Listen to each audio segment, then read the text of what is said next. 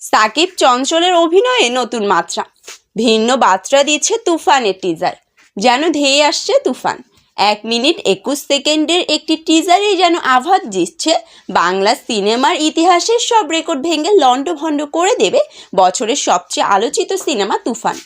সাকিব খানের একেবারে অন্যরকম লুক, অ্যাকশন, অভিনয় সব মিলিয়ে একেবারে যেন ভিন্ন বার্তা দিচ্ছে টিজারটি। সেই সঙ্গে টিজারে চঞ্চল চৌধুরীর উপস্থিতি তুফানের টিজারে আলাদা মাত্রা যোগ করেছে।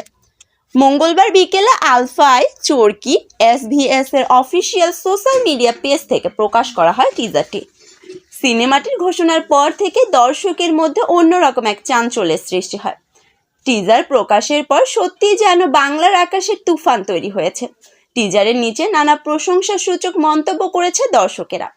টিজার নিয়ে পরিচালক রায়হান রাফি বলেন, তুফান এমন একটি ছবি যা বাংলা সিনেমাকে বিশ্বের দরবারে নতুনভাবে চেনাবে।